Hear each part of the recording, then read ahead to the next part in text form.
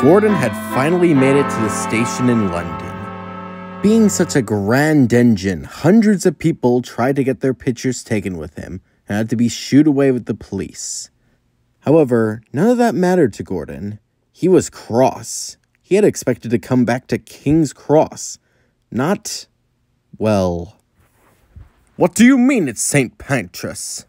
Exactly what it sounds like I just said, you big blue idiot. This isn't King's Cross. This is St. Pancras. King's Cross is on the other side of London. And why does London need 4 grand terminals? To account for the 4 separate railways. The station master was clearly losing patience. Just wait for the train to come in, then get out of my station. Good riddance. Just then, another express engine pulled in. However, it was quite unlike any engine Gordon had ever seen before. The engine was quite boxy, similar to Toby or the coffee pot, but he didn't have an ounce of steam coming out of him. Ah, so I see we have a new express engine in London. Greetings. I am an outdated relic. I know. Gordon was taken aback. I beg your pardon. I'm just stating facts, Kettle. I am a diesel, and you are an outdated relic. Gordon seemed puzzled. What is a diesel? The diesel seemed excited by this. Oh, superb! Always love explaining this to Kettles. I am a diesel locomotive, and we, diesels, are the future. The diesel paused impressively. You see, unlike you, we can... I'm sorry, but to think that a railway would choose the likes of you over a grand tender engine such as myself, it's laughable. Despite Gordon's interruption, the diesel continued to smirk. You know, that's exactly what the last Kettle said, before he was sent to the sidings.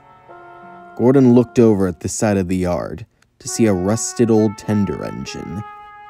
It was clearly once an express engine, but now it was nothing more than a hollow, cold, dead husk of an engine.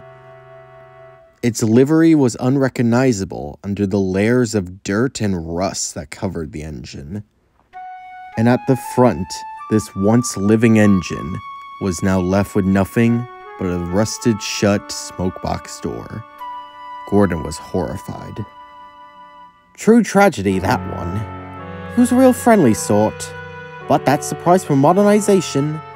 As soon as one engine becomes obsolete, there's another one ready to take its place. In his case, me, of course. I guess British Railway really is changing London, for the better.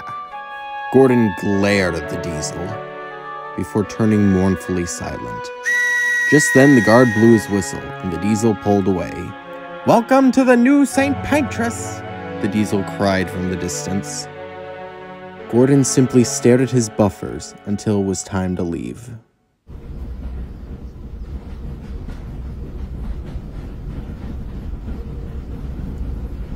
Gordon returned to Sodor the next day. The Fat Controller spoke to his driver and fireman. I see you had a good welcome in London. We certainly did, sir. We signed autographs until our arms ached.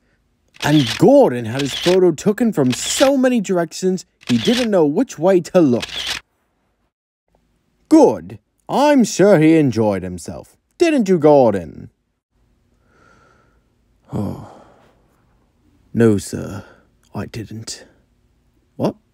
Why ever not? London's all wrong. They changed it. It's not King's Cross anymore, it's St. Pancras.